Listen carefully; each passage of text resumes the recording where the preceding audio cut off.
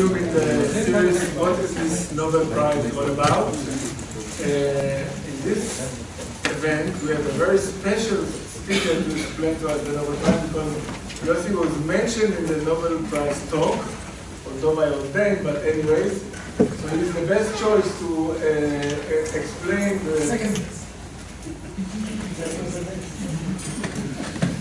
So it's a very good choice to explain the Nobel Prize. Yossi will explain to us the Thouless part, and in the last week of the semester, Asa will explain to us the ordained part. And we will read constantly out, or maybe someone can organize it. So Yossi, please. Well done, thank you.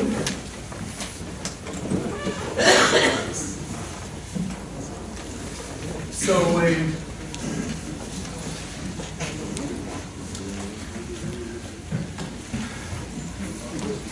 the Nobel Prize in Physics for 2016 was awarded to three people: David Thouless, Thouless. He looks the youngest, but he's actually the oldest. I think he was 80. Duncan Haldane, who is at the center, he's slightly younger than me, so I think he's about 60, but not quite 65. And Michael Kosterlitz, whom I've never met, but I think he's intermediate. He's slightly older than Duncan and younger than David Thouless. The division of the prize was that David Thouless was awarded half the Nobel Prize, and the other half was shared by Duncan and by Kosterlitz.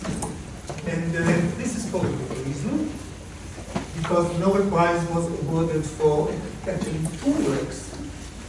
One, which is known as the Kosterlitz-Thouless transition, about which I will say nothing. If one wants to do justice to this talk, it deserves a talk on its own. The other half was awarded to Thouless and Duncan Haldane for the understanding of the topological meaning of the Hall conductance, and I will actually only talk about the work of the Thouless, which preceded the work of Duncan, and Asa will talk about the work of Duncan. So,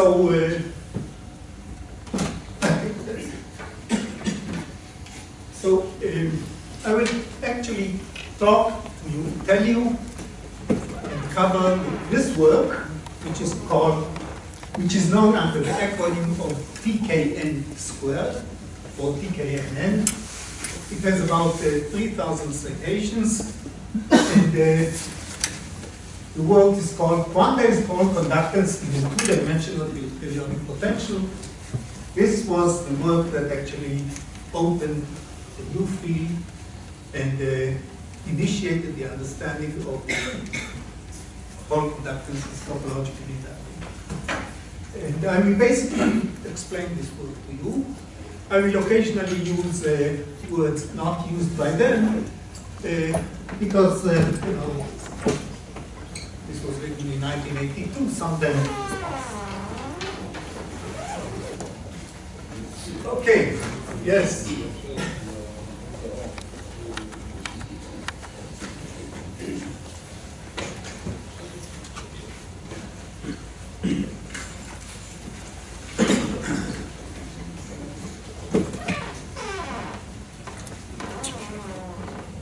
Just turn off the line and everybody can go this way.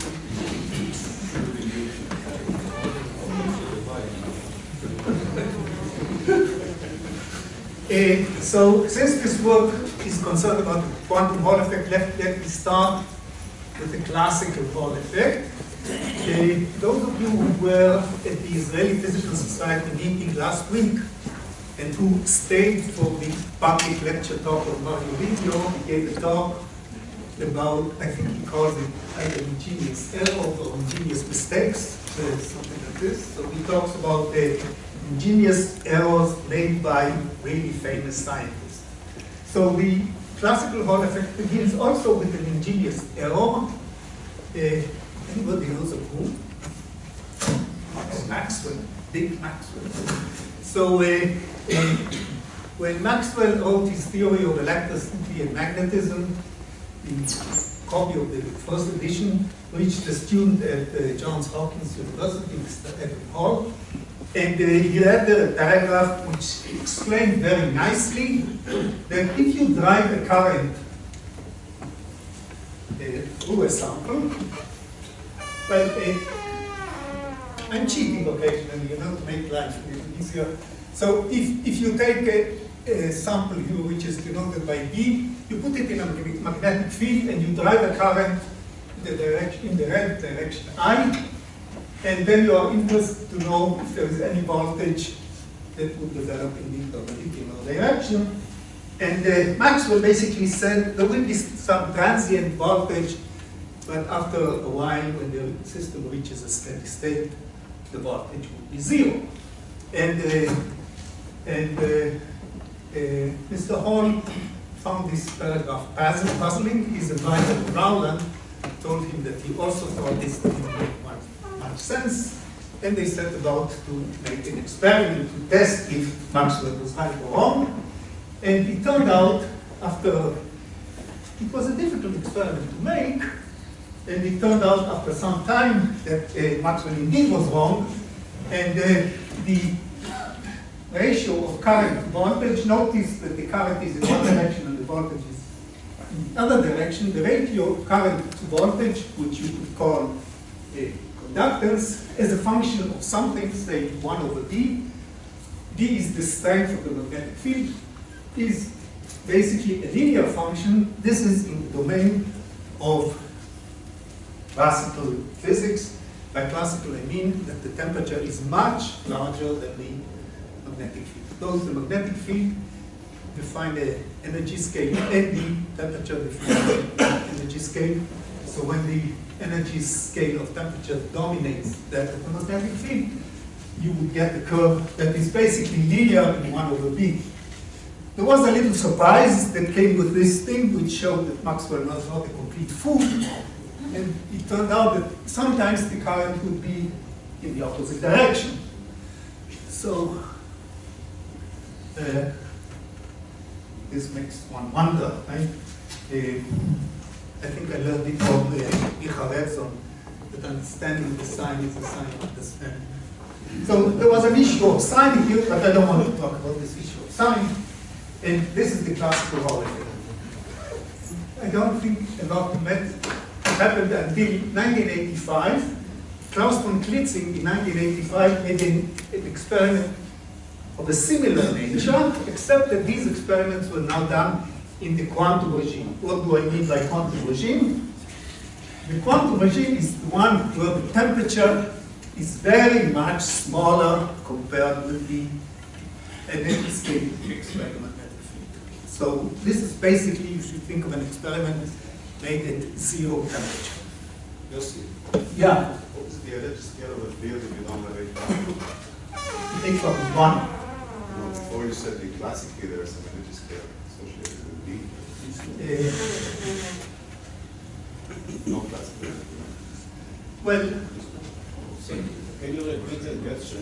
yeah, the question is, what is the classical energy scale if you don't have H bar? So I take this as an answer. So you need H bar. I need H bar. So I need H bar to fix the scales. Now, it turns out, it's actually an amusing number, that quantum mechanics, or the fundamental constants of nature, which are H, which is Planck constant, and E, the charge of the electron, define a scale for conductance. So Planck constant, H, divided by E squared, turns out to be about 26 kiloohms. So this is a unit of conductance, which is determined purely by quantum mechanics. H over E squared is resistance. That's right.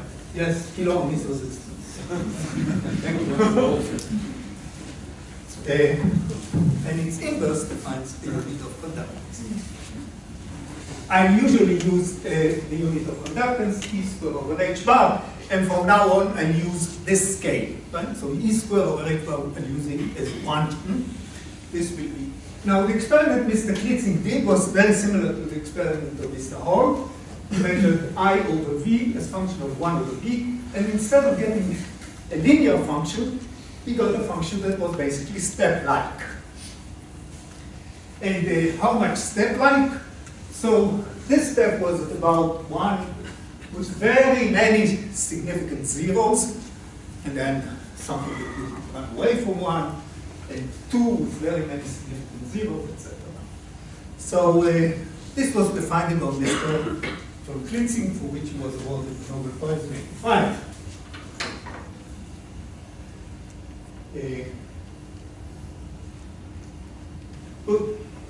So now I want to say something about this experiment before I delve into the theory of Mr. Thouless.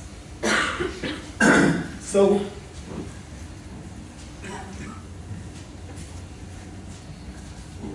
there is an attempt, to define the standard units of MKS, or the standard units we are using in terms of natural phenomena. So, for example, the second is now defined today through the Hyperfine transition of cesium-133. So there are 2 energy levels which are specified, which are not telling you what they are. And the radiation corresponding to a transition from these 2 levels is defined so that the frequency defines the second through this number. That's the definition of the second, the current definition of the second. Now, what characterizes this definition is that all cesium atoms are the same, but the number that you get here is a natural number, but is not fundamental. It's just some arbitrary number. I want to contrast it with the definition, with the modern definition of the Ohm, which comes through the quantum Hall effect, through this experiment of Mr. von Klitzing.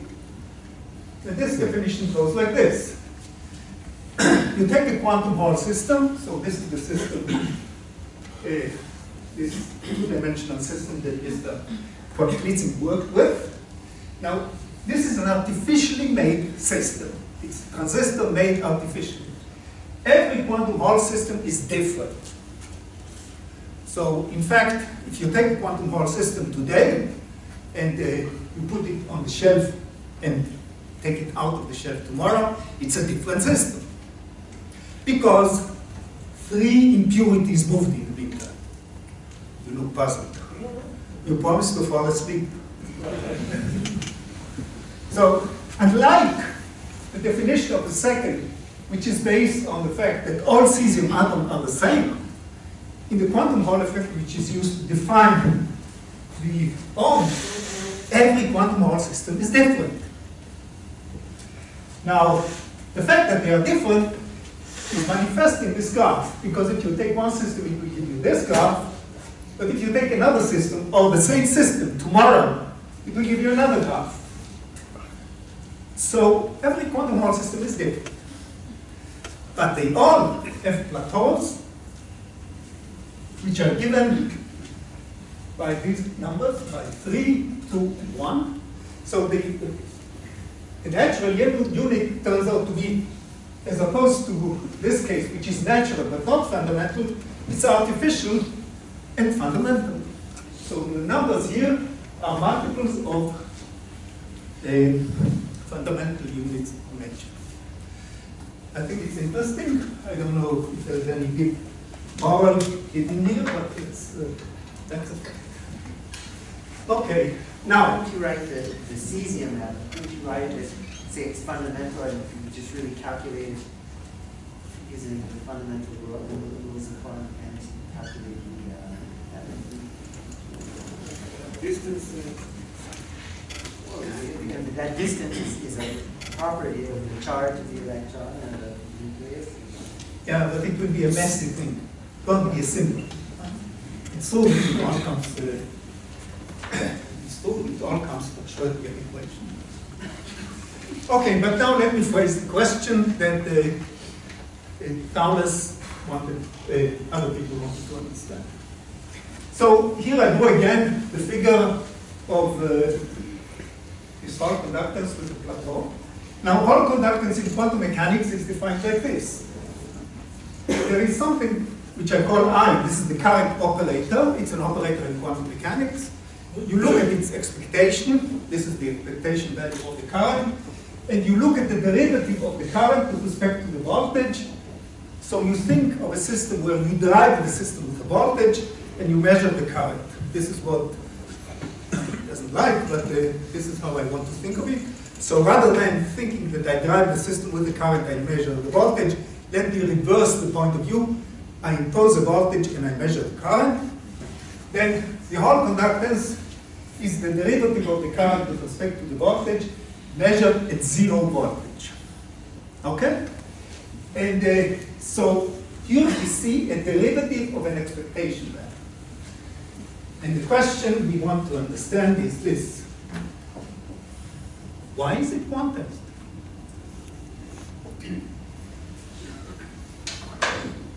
And even if it is quantized, why is it an integer multiple of this basic unit of conductance? So this is the question I want to address. Let me make it, you would say, so what's the issue? The name quantum mechanics says that things are quantized, so things should be quantized. So let me explain why it is not the usual thing we need by quantization. So actually, this is the point I want to make now. For those of you who are not interested in detail and are only interested in morals and philosophy, this is the most important thing I want to say. That in quantum mechanics there are actually 3 different types of quantizations. The first one is the one we teach undergraduate when we teach them quantum mechanics, that observables in quantum mechanics, say in angular momentum, have quantized spectra. So if we measure an angular momentum, we will get a number which is always a multiple of h bar divided by 2 times an integer. This is guaranteed by Heisenberg. This is what we teach undergraduate. So this is one method of quantization. But this is not what we've seen in this quantum Hall effect. Why?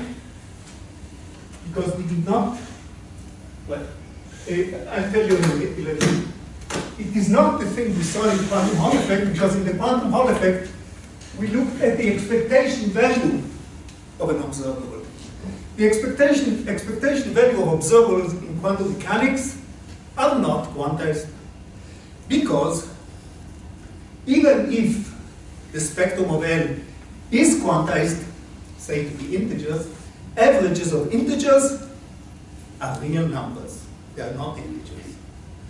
Okay, so in the quantum Hall effect, we are not interested in the values, the spectrum of the current operator. We are interested in expectation value of the current. And these are not supposed to be quantized. So this Heisenberg type quantization does not explain the quantum Hall effect. Okay, so now we are done with the Heisenberg quantization. There is another quantization in quantum mechanics that we usually do not teach undergraduates, but we teach them in graduate classes, and this is Dirac quantization. Where it's a talk on its own, but Dirac basically wanted to understand why all charges in the universe are multiple of one basic unit charge. So everything comes in multiple of a basic unit, say the charge of the electron. Why the proton has just minus the charge of the electron, whereas the mass of the proton and the mass of the electron have nothing to do with each other. And Dirac realized that charge quantization could be very nicely understood as a consequence of quantum mechanics if the world admitted a monopole, because it turns out that the charge of the monopole times the charge of the electron must always satisfy this nice rule, which is h bar c divided by 2 times an integer. So that's another quantization that comes in quantum mechanics. It's clearly quantum mechanics because you have H bar here. And it's a different quantization. It's not a quantization of an observable in quantum mechanics. It's a quantization of parameters, right? The charge of the electron is now quantized. It's a parameter in the equation. So again, this has nothing to do with quantum Hall effect, which is a different. Okay.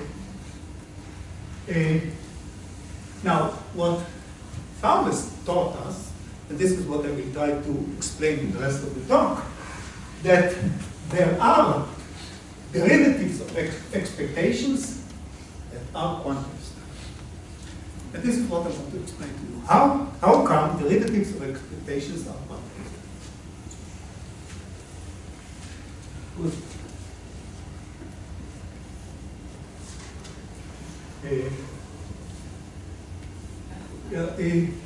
For those of you who do not, this Dirac quantization condition is the statement that the total flux through, say, a sphere that would surround the monopole is quantized in these units. Anyway, that's a side issue. Good. Now,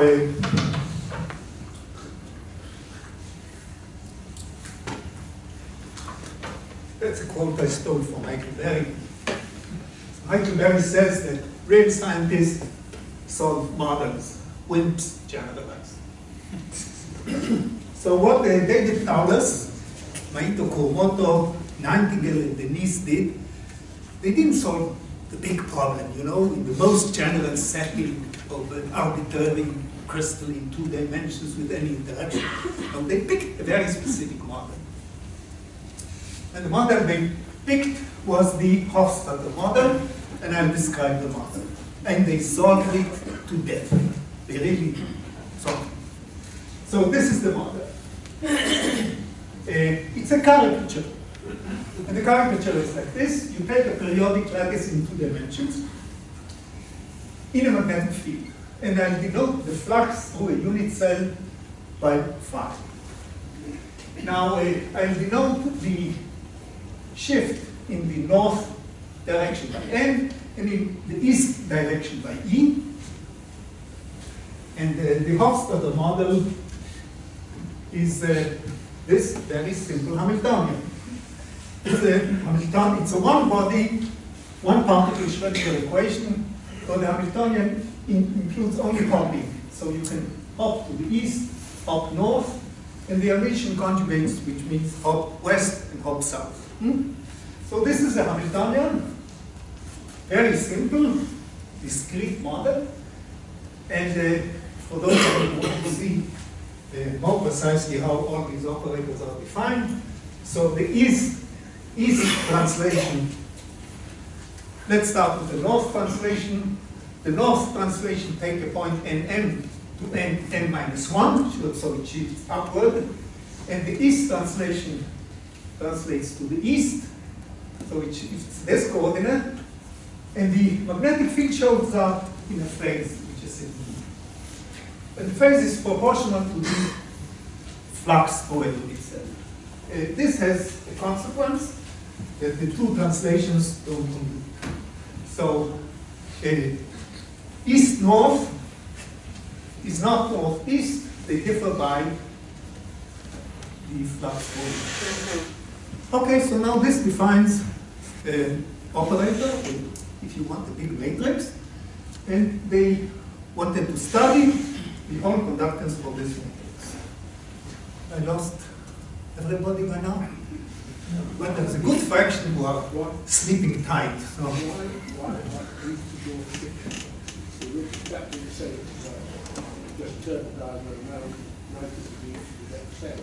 Yes, so what is the question? Why did they stick? Why is the phase here not there? Anybody knows the answer? It's a choice of gauge. I can choose it like this, but I could also choose putting the phase here, and then it would depend on n rather than on f. And probably I'd have to flip the sign. You were looking at resistors and currents, and suddenly I see this. Can you like connect the two stories? How did you jump from this, transport problem, electricity, to this? Well, how is this related?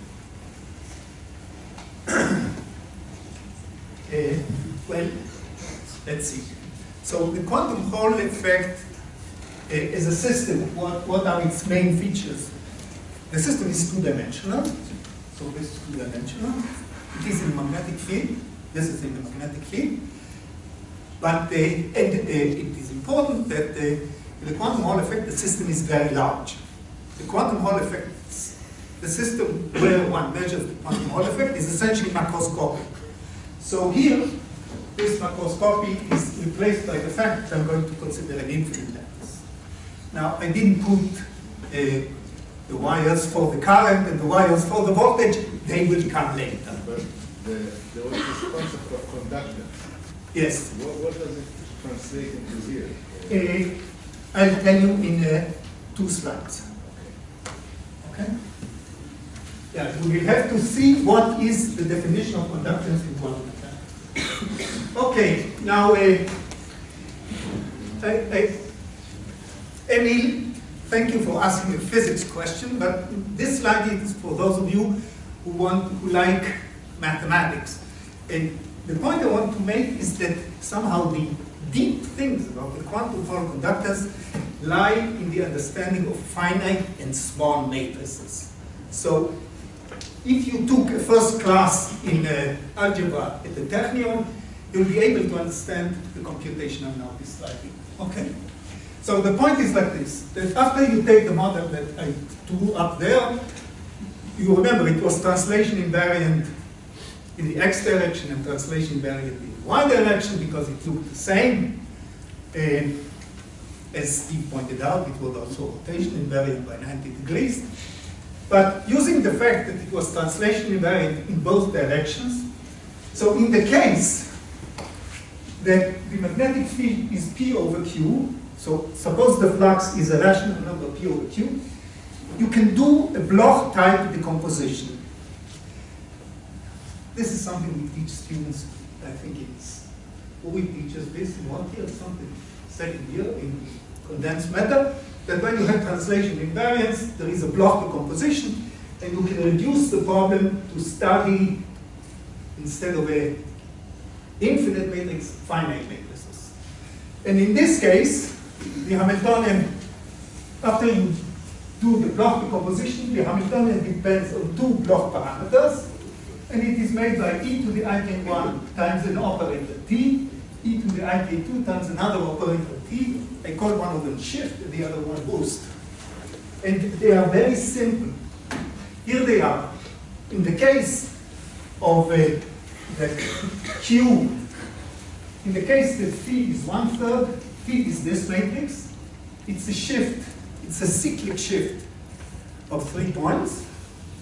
And T2 is a diagonal matrix, which is 1 omega squared. These are the discrete analog of shifts and boosts in continuous space, in 1 dimension. Okay, so these are the discrete analog of shifts and boosts on the set of 3 points. This is okay? Now look, now the Hamiltonian I'm considering is just a 3×3 matrix, which depends periodically on K1 and K2. That's all you need to know. So the point, if you didn't understand anything I said until now, the thing you need to know for the rest is like this. That when you take the Hofstadter model and you do some Bloch decomposition, you get a matrix. Here it is 3×3, it could be 5×5, 10×10. You get a matrix which depends periodically on 2 Bloch parameters. That's all you need to know. I'm going to make all the mileage for this. Okay, now what did Thouless and his friends discover?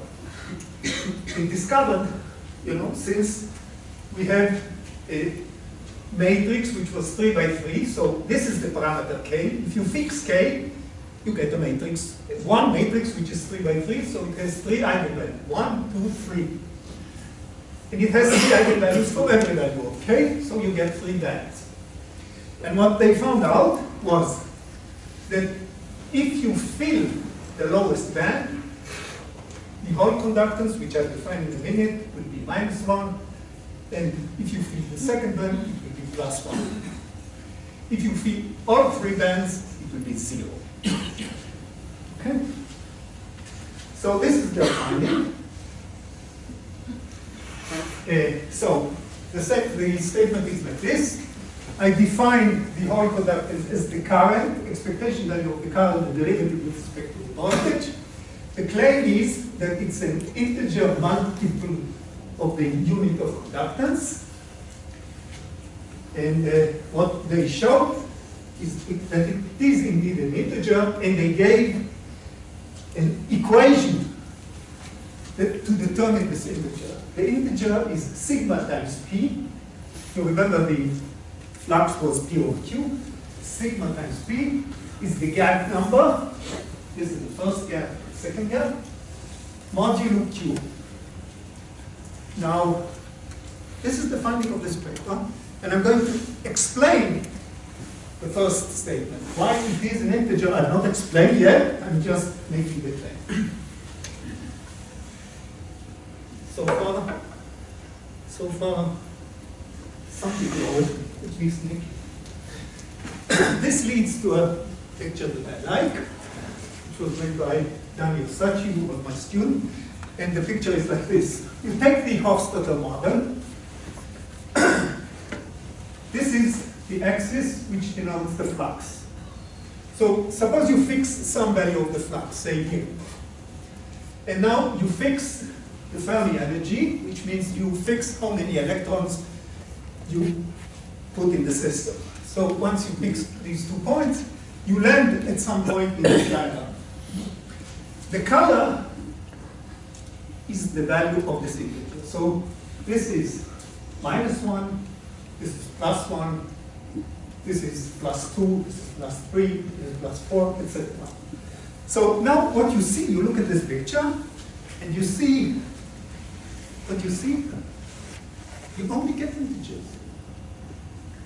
The Hall conductance is always just an. You see the scale is half flux, flux.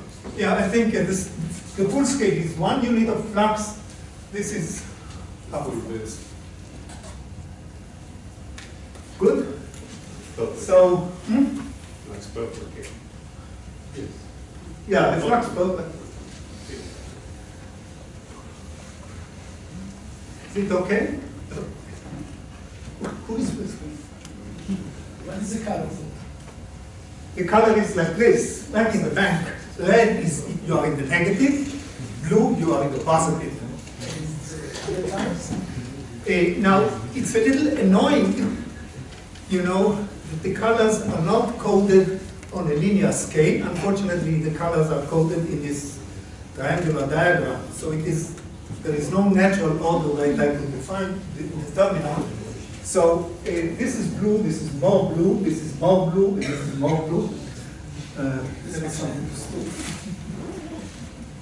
But I think when you look at this picture, the only thing you should really appreciate is that you only get integers. This means, this corresponds to what I showed in the diagram before, that either you get this integer or you change some parameter, you get another integer. You only get integers. It means that the colors are discrete. The colors are discrete. The colors are just integers. Plus So this. that's your differential.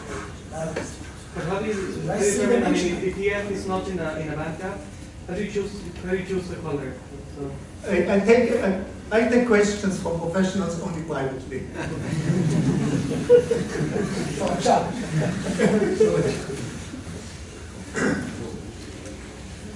So now, what do I owe you? I owe you an explanation why a derivative of an expectation value is quantized, right? Yes. This is what I owe you. We are waiting for it.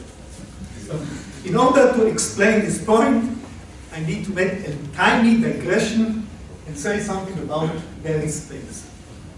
It is true that in their article, TKN squared did not make explicit use of Berry space. But the connection with Berry space was made by Berry Simon. One Berry is with E, the other one with A. And I think it's a nice connection, so I'd like to discuss it. So what is a Berry space? So this is an intermezzo. So consider a band over the Brillouin zone, which is from minus pi to pi. The wave function on this side is psi, and the wave function on the other side is psi up to a phase. Why is this the case? And so it's like this. You see, the matrix is periodic. So the matrix for this value of pi is the same matrix as for this value of pi, or minus pi. You agree? It was a periodic matrix. Now, so you would think that if you compute the eigen vectors, you would get the same eigenvector. But there is a problem with this, this conceptual problem with this, and that is that in quantum mechanics, a state and the multiple of the state by a phase are physically the same, distinguishable. Right? So the only thing you really know for sure is that psi, ket psi, bra psi on the left is the same as ket psi, bra psi on the right. But if you now try to break it into what psi is, you have the silly freedom of putting a phase here, which I call theta, which when you put it up in this equation will disappear. So states in quantum mechanics, the wave vector has a freedom of a phase that makes the states indistinguishable. Now this phase, I call it the Berry space, and Terry gave us a recipe how to compute this phase. And the recipe to compute this phase is like this.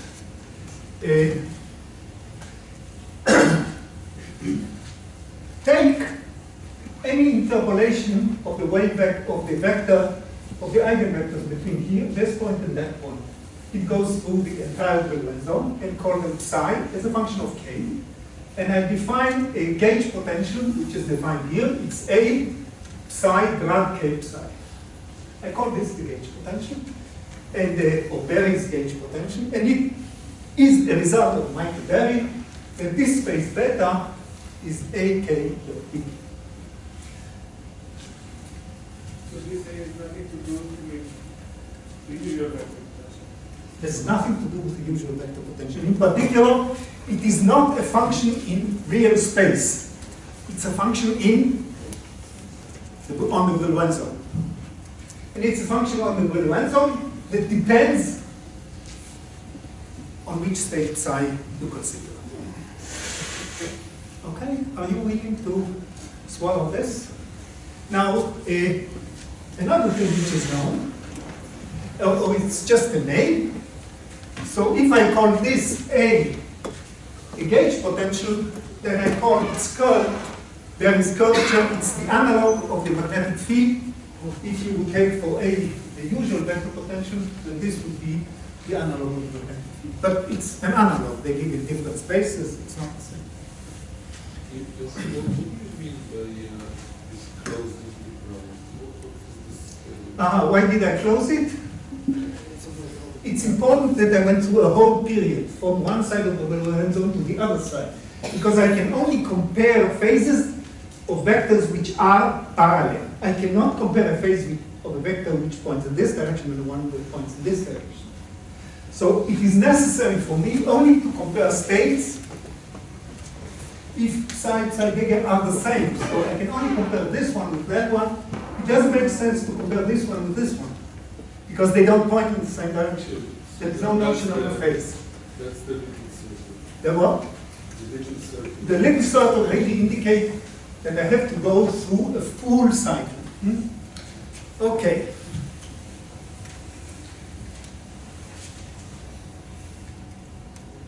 So now we will get to the point which is from Kubo to Berry's curvature, or the statement that conductance is the integral of curvature. So what TKM was shown, that if you take the model I considered, say 3 bands, and you fill all states below this, you fill 2 lowest bands. Oops. And you take from textbook the formula for this thing. If you want to look at the textbook in physics, it's called Kubo formula. So you take the Kubo formula, and then you have to massage it. I'm not describing the massage at the moment. I'm just telling you that if you massage it enough, you can bring it into a form where there is a unit of conductance outside, and what remains is the integral of this Berry curvature over the Riemann zone.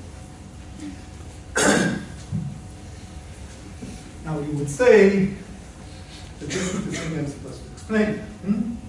I'm not going to explain it. I think the main point I really want to stress, and the point I want you to take, is look, the right-hand side carries the same feature as the left-hand side. This A depends on psi.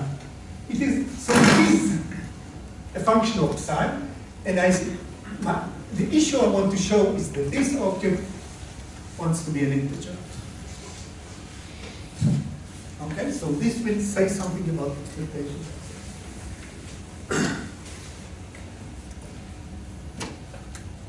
Okay, the next step is easy, because if I wrote that you remember there was a term that was the integral curl of A over the Riemann zone dk1 dv. Using Stokes' formula, you can write it as an integral over the perimeter of the Riemann zone of dka. So that's the first observation. Sorry.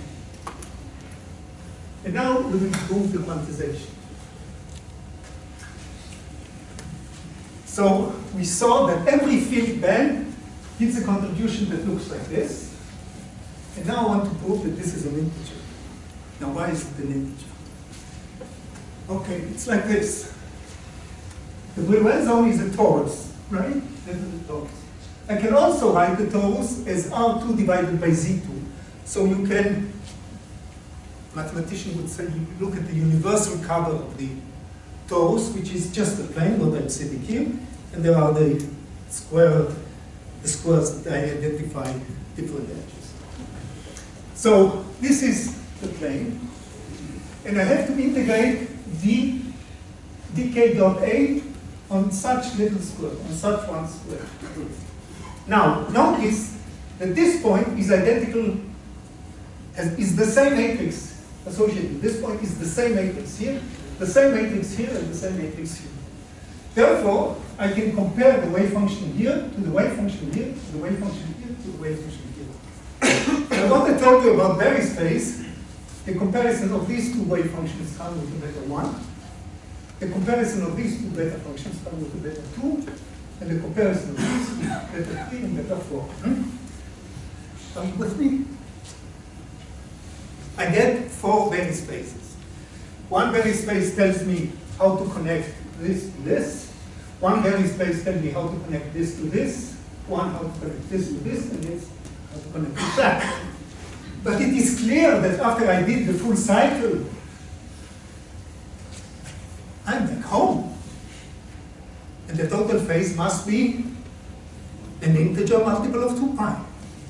Right? So the sum of these 4 Berry spaces must be 2 pi times an integer. Therefore, this integral is always 2 pi times an integer.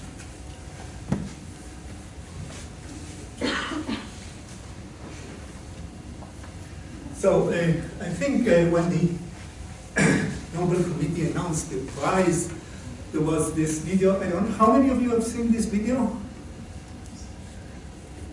One, just one, 3 people. I think anybody I met who saw this video thought it was ridiculous. Because I heard on the newspaper, oh, they awarded the Nobel Prize in Physics this year for pretzels. So this is what this guy Hansen showed the various kinds of pretzels, and I don't think he did a very good job of explaining what the Nobel Prize in Physics was awarded for, but he has a point which I want to explain, and which you are now right to understand. What did I show to you before? I showed to you that the integral of Berry's curvature is an integer. And I integrated over a Brillouin zone. Here is the Brillouin zone, it's a torus. And there is a nice classical analog to what I showed you. I just showed you. In quantum mechanics, there is a nice classical analog in differential geometry, which goes back to Mr. Gauss and Bonnet. Mr. Gauss and Bonnet realized this nice theorem about the differential geometry of surfaces. So if you take a torus again, and you look at the curvature of the torus. So what is the curvature? It's the product of the two curvature. There are two radius of curvature that you can fit at every point. The product defines what is called the Gaussian curvature. And if you integrate the Gaussian curvature on the entire surface, you are guaranteed to get, in fact, an even integer. And G is the number of holes. So in the case of an ordinary torus, this integral is only 0. In the case of a sphere, this integral is always 2. In the case of a torus pretzel with 2 holes, it will be -2. So what Thouless, TKN squared, discovered is the Hilbert space analog of Gauss-Bonnet theorem. Right? Because the state, in Gauss and Bonnet, the curvature is associated with the tangent the vectors which are tangent to the surface, geometric objects which live on the surface. In the context of Thouless, the geometric objects are vectors in Hilbert space. So what they found is the Hilbert space analog of Gauss-Bonnet, which was known by mathematicians as German. Yes. What's the analog of the mean curvature?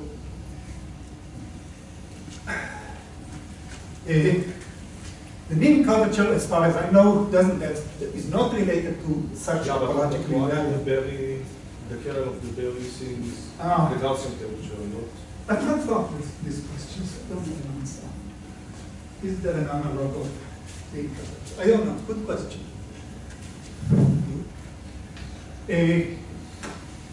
How am I with time? I'm supposed to finish. We have 10 minutes, but leave some for questions. That's still 10 minutes. Okay. But leave some for questions.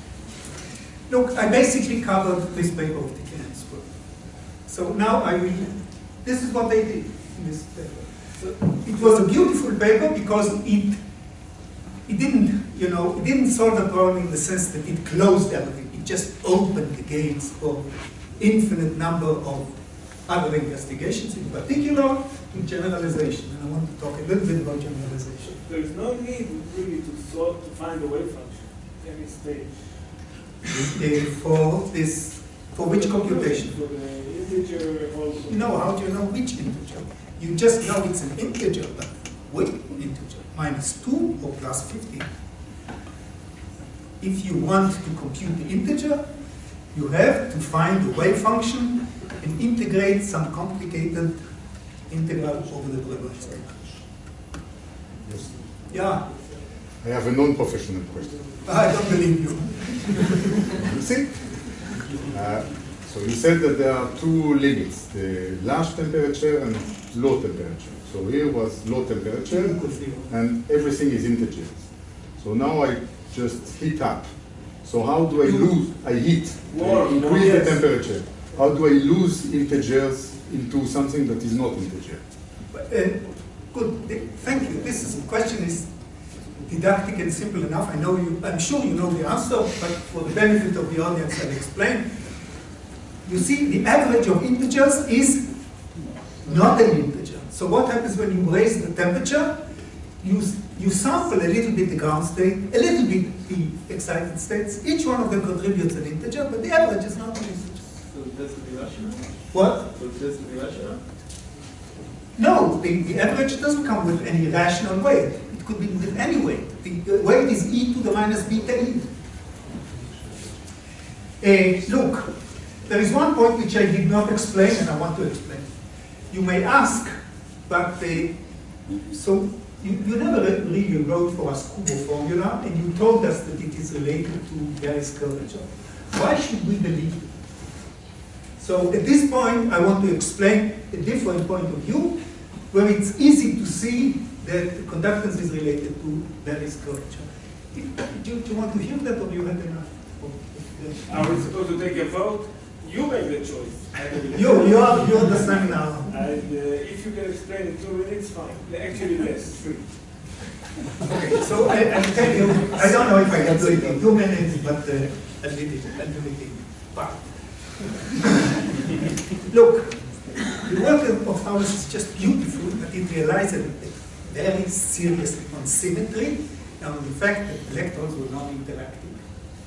Right? They solved the model for a periodic lattice of non-interacting electrons. Now, this is not nature. In nature, electrons interact. All symmetries are broken because every crystal is full of felt and dirt, and electrons interact. So the question is, can you generalize this? And what I want, just to give you an idea how to generalize this, it goes like this. The main idea that went into this quantization was that the Brillouin zone was a torus. This is what I built on. That for every point on the Brillouin zone, I have a wave function. So I want to find another torus in quantum mechanics. And the torus I want to pick is not the torus coming from the Brillouin zone. I want to pick a torus which comes from Aharonov and Bloch. I like it. So, and by the way, this is something. Okay, so I'll start this. This is something that you and Thouless did, but also I did with Ruby Zeiler. Their paper is more quoted for obvious reasons, although ours appeared first. But anyway, so let's take the following set. Let me consider any finite system. The electrons can interact. It can be dirty. It can be anything you want. It's the most general quantum mechanical system you want to think in the world. But the thing I want to borrow from reality is that I want to thread it, I want to drill 2 holes in the system, and I want to thread one hole with a flux by 2, and the other hole with a flux by 1. Now, I know from Aharonov and Bloch that for fixed phi 1 and phi 2, I will get a matrix, right? Because this is a finite system. Now, I know from Aharonov and Bloch that everything is going to be periodic in phi 1 and phi 2. This is the Aharonov boundary that says that quantum mechanics only knows the flux modulo quantum flux unit. So if you consider this system with 2 fluxes, phi 1 and phi 2, you have a Hamiltonian that depends periodically on 2 phis. So now the 2 fluxes are going to play the role of the Brillouin zone. And now I'll finally answer the question that Emil asked, and I'm sorry to wake you. Okay? the way, so it was going to be 1 slide. So I know it's my fault. So now how do I relate it to current and what is done in experiment? Think of phi 2 as increasing in time, as time dependent. Then phi 2 dot is the electromotive force around the atom. So this is the electromotive force that wants to drive the system. Now, in this stupid quantum Hall effect, you are not interested in the current that flows in the direction of driving, but the complementary current, the current that does not surround the driving. We are interested in this current. Now, the current in quantum mechanics should be an observable. What observable? The observable is the virtual work of the Hamiltonian with respect to phi 1. Why this is true? You have to think about it. Okay? Now, with these 2 ingredients, how can we think about something which is not defined? What is virtual work? What do you mean it's not defined? I know what is work, but not virtual work. That's what we do. That's what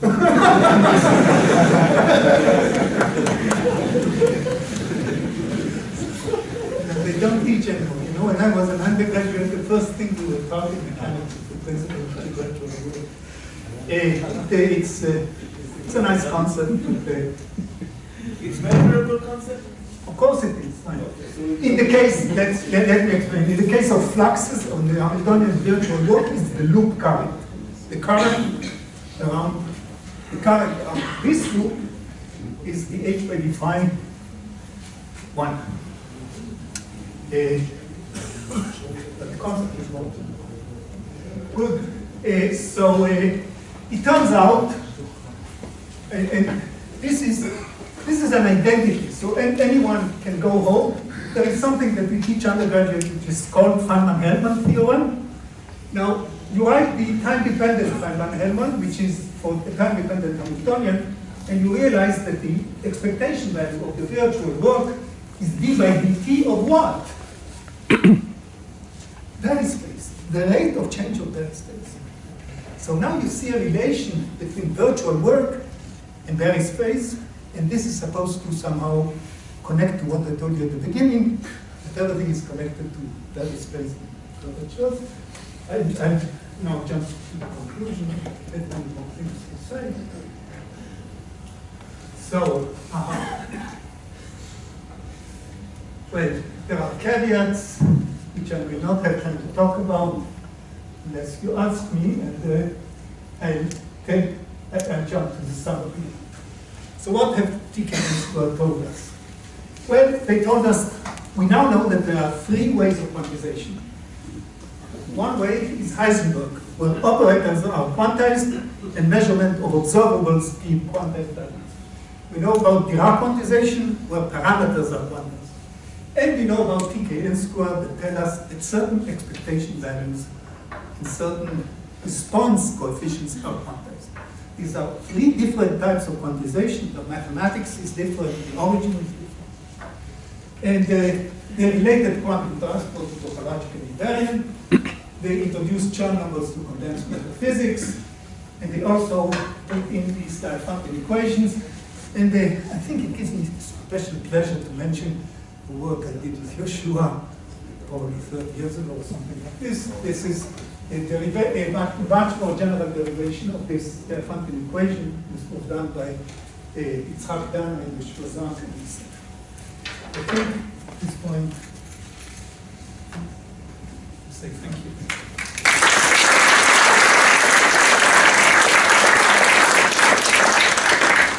Emil, I apologize. We did not get an answer.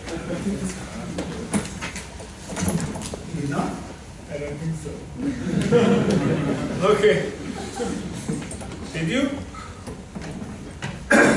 No comment. Awesome. Two comments. First of all, the addition to TK and then the included in cyber between not just the generalization, but actually putting it in context with the interacting system, which is much more interesting than the hardware equation. And the second thing is that you didn't talk about incompressibility. In other words, you wouldn't be able to explain the plateaus if you just had the topological numbers. You need the gap. And you need to explain why the gap exists in the macroscopic system. So that's one ingredient that is missing in the Thouless explanation to get the plateaus of the experiments. Well, why? I mean, because you're changing P, so N over B is changing. Why do you get the same Hall conductance? Why is it a plateau? So,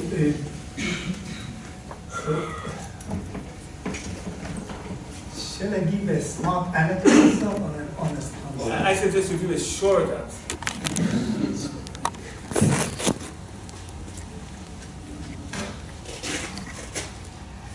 Well, the short answer is a good question. But I can say a little more about this, which is related to Wigner von Neumann. I don't know, Wigner was a hero of some of us. But I don't know if he... But, well, let me say something which I think is honest, okay? The theory I described to you covered 2 cases. One which is what Thouless did, which is non-interacting electrons with perfect symmetry. And the other case was for finite system for general interacting any garbage you want. In the second theory, the part which is missing is taking the thermodynamic limit. I did not take the thermodynamic limit. If you do not take the thermodynamic limit, your question is moot. I can answer the question. Then you always get plateaus by linear phenomena. I can explain this. But if you take the thermodynamic limit, then the problem is richer, and the honest answer is, I don't know. Was it clear enough or not? Not because you didn't explain that. I don't know if I can show. This is the question I was prepared to, so this is this. Right. Let me explain As's question. As's question was, why did I draw the picture as I did, and not say that there is a slope, that connects this point to the point upstairs? Why are the jumps vertical? I don't know how to answer this question in thermodynamic limit. But in a finite system, for any finite system, I know how to answer the question, and the answer is very simple. The answer is like this. Wigner and von Neumann told us you need to tune 3 parameters to close a gap. How many parameters do we have in this problem? We have phi 1 and phi 2 that we have to integrate over, and the third parameter is 1 over b. So I have to tune the 3 parameters to close a gap, and therefore the jumps will always occur with isolated points. Wigner and von Neumann and down to. But if you take the thermodynamic limit, I think this is also a point that Israel made when I many years ago. Brad, please. You sure? Are there any effects in classical physics that were influenced by topology of today? Because apparently there's this boom of topology. Now if you write a paper and you don't have the title topology, you don't publish it. Well, I think our world is full of, the world was probably fascinated by the fact that we live on a sphere. The Greeks were fascinated by this. I don't know if you call this a topology or not. Yes. It's wave mechanics. You don't really need H-bar. If you look at photonics and acoustics, there's many papers now about topology without H-bar, but inspired all by this stuff. So that's a good answer. It's really wave mechanics. I thought Yeshua wanted an answer that was Newton. There was any piece that Newton did related to topology. Maybe, I don't know the answer. Leaf phase. Newton doesn't phase. Okay. We are supposed to have some food in the cafeteria, so let's take those.